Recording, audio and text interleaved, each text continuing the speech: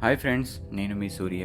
Welcome back to my YouTube channel Ola travel logs journey. నేను మీ ముందుకు వచ్చేసా కొత్త లాగ్తో, అదే గుత్తికోట. నాతో పాటు మా ఫ్రెండ్స్ కూడా ఈ లాగ్లో యాడ్ అయ్యారు. ఎందుకంటే గుత్తికోట విశేషాలు, దాని చరిత్ర, అసలు ఏం జరిగింది అని ఎవరికి తెలియదు. మాతో పాటు గుత్తికోట రహస్యాలు ఇంకా విశేషాలు తెలుసుకోండి. వీడియో లాంగ్ ఉందని స్కిప్ చేయొద్దండి. You will miss more interesting story. ఎవరు చెప్పని విషయాలు ఇంకా నేను మీతో ఈ వ్లాగ్ లో షేర్ చేసుకోబోతున్నాను. ఇంకా ఈ వ్లాగ్ లోకి వస్తే మార్నింగ్ 8 కి స్టార్ట్ అయ్యాము అనంతపురం నుండి గుత్తికి. ఈ జర్నీలో మాకి మంచి ట్రెక్కింగ్ ఎక్స్పీరియన్స్ వచ్చింది. ఎన్నో విషయాలు ఈ వ్లాగ్ లో మాకు తెలిసాయి. ఇంకా మీరు కూడా మరెన్నో విషయాలు ఎక్స్పీరియన్స్ అవుతారు ఈ వ్లాగ్ లో. ఇప్పుడే గుత్తిలోకి నేను మా ఫ్రెండ్స్ రీచ్ అయ్యాము. ఇక్కడ ఉన్న గాంధీ సర్కిల్ నుండి రైట్ కి తీసుకుంటే మనకి కోటకి దారి కనిపిస్తుంది. కోట గోడలు మనకి స్టార్టింగ్ లోనే కనిపిస్తాయి. ఈ గోడలు సుమారుగా 500 సంవత్సరాల కాలం నాటివే అన్నమాట. ఈ కోట గోడలు ఊర్లోకి కలిసిపోయి కాదు ఈ ఊరే కోట గోడలోకి కలిసిపోయింది అన్నమాట.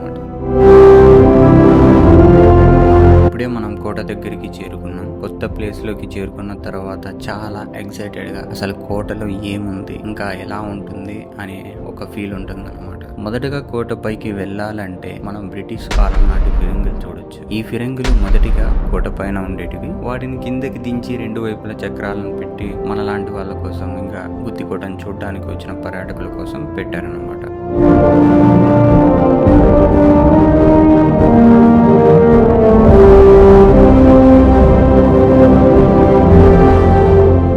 ఇక్కడికి వచ్చాక కోటపైకి వెళ్ళాలంటే ఆధార్ కార్డ్ నెంబర్ మనం సమర్పించుకోవాలి. మీ ఆధార్ కార్డ్ నెంబరు ఇక్కడున్న రిజిస్ట్రేషన్ బుక్ లో రాయాలన్నమాట. లేకుంటే పైకి వెళ్ళడానికి అస్సలు పంపించరు, ఎందుకంటే అవి సెక్యూరిటీ రీజన్స్.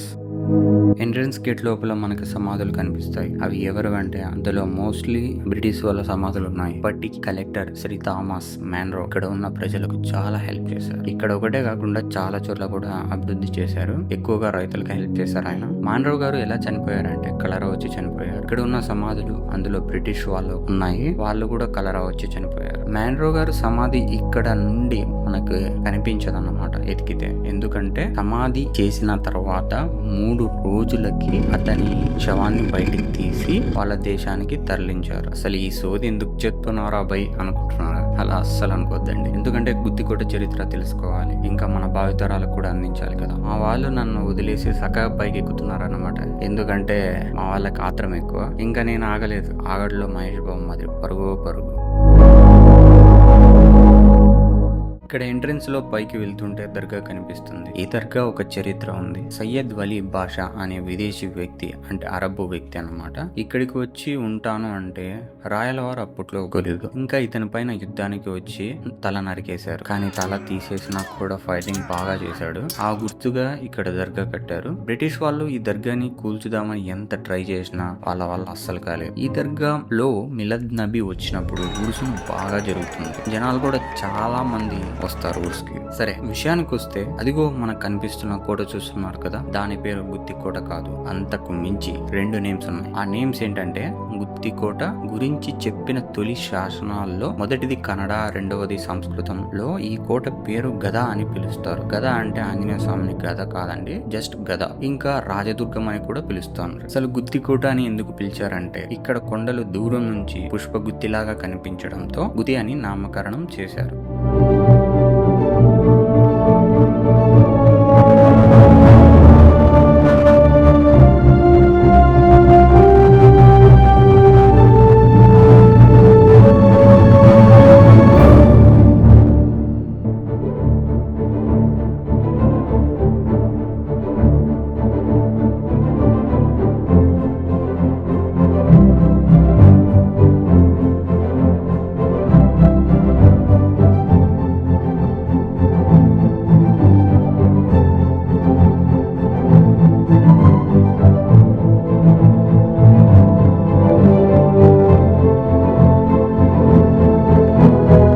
ఒక డౌట్ వచ్చింది కొండపైకి ఎక్కుతుంటే.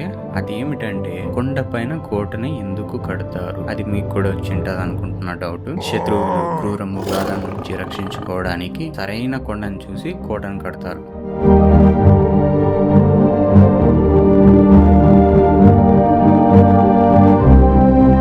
కోటపైకి ఎక్కే కొద్దీ మనకి బావులు ఇంకా కోట గోడలు దర్శనమిస్తాయి. ఈ కోట ప్రత్యేకత ఏంటంటే ఒక్క బావులను తవ్వించారు అప్పట్లోని రాజులు. నీళ్ల కోసం ఈ బావులు ఎందుకున్నాయంటే వీటి వల్ల కోటల ద్వారాలు మూసివేసిన ప్రజలకి నీటి కరువు ఉండకూడదని.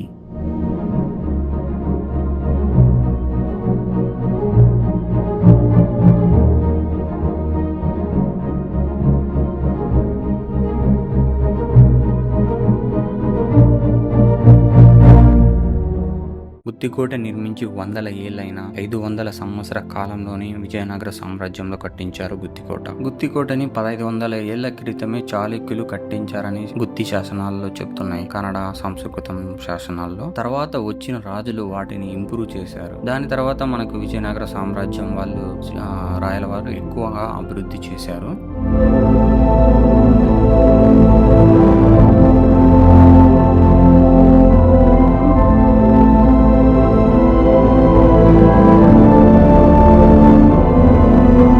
కోట పైన చాలా విస్తారమైన ప్లేస్ కనిపిస్తుంది. ఇక్కడ ఆయుధాలకి ఒక శాల, గుర్రపు శాల, ఇంకా రాణి మహల్లు, బుర్జులు, ముఖద్వారాలు, వంటగదులు, చాలా ప్లేసెస్ ఉన్నాయి. కానీ అందులో కొన్ని వచ్చేసి ఇప్పటికి సరిగ్గా లేవన్నమాట, అంటే కూలిపోయాయి. ఇంకోటి ఏంటంటే ఇక్కడ ఒక నేల మాలిగలో శ్రీకృష్ణ దేవరాయల్ని బందీ చేశారని గుత్తికోట చరిత్రలో ఉందన్నమాట.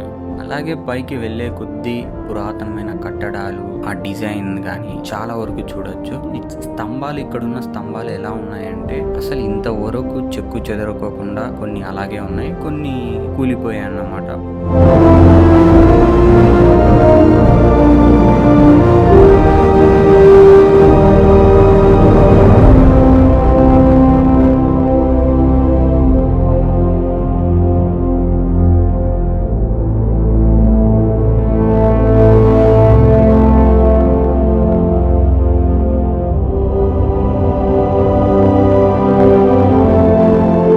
ఇక్కడికి పైకి వెళ్లే కొద్దీ మనకి దాహం విపరీతంగా వేస్తుంది. మీరు ఎవరైనా గుత్తికోటని చూడాలి అంటే ముందుగా వాటర్ బాటిల్స్, స్నాక్స్ తీసుకొని వెళ్ళండి, లేకుంటే మీకు విపరీతంగా వాటర్ దాహం వేస్తుంది పైన. సో అక్కడ పైన మనకు వాటర్ కానీ ఇంకోటి దొరకవు. వాటర్ దొరికినా అవి బాగుండవు.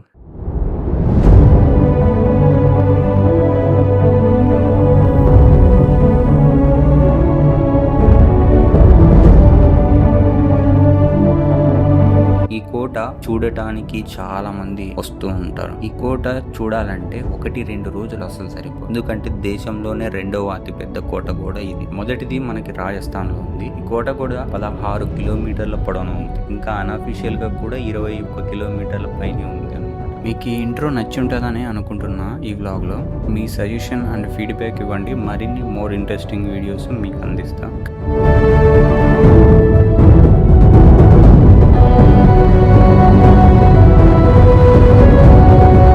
చిన్న గుంట మీరు చూడొచ్చు. ఈ గుంటలో మాకేం కనిపించిందంటే ఒక పెద్ద చేప కనిపించింది. దాన్ని ఇక్కడ మేము ఏమని పిలుస్తామంటే వాలగా అని పిలుస్తాం. సుమారుగా 7-8 కేజీలు ఉంటుంది. ఈ కోట పైన ఇంత క్రిస్టల్ క్లియర్ గా వాటర్ ని మేము అసలు చూడలేదు, అసలు ఎక్స్పెక్ట్ కూడా చేయలేదు అందులో కూడా చేప ఉంటుందని. కొద్దిసేపు చూసాము చేప బయటకు వస్తుందని, కానీ చేప లోపలికి వెళ్ళింది అనమాట. ఇక్కడున్న ఒక అబ్బాయి ఏం చెప్పాడంటే, నేను చిన్నప్పటి నుంచి ఈ చేపను చూస్తున్నా, అది అందులోనే ఉంది అని చెప్పాడు అనమాట. మీరు కూడా వెళ్తే ఒకసారి ఈ చేపను చూడండి.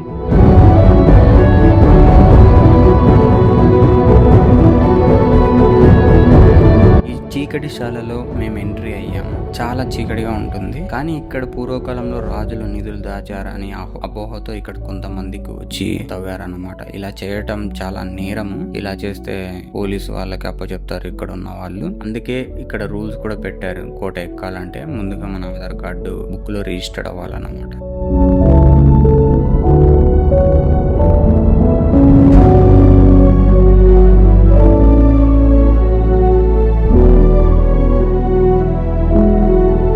ఫైనలీ మేము గుత్తికోట ఎక్కాము, ఈ బుర్జు పైకి.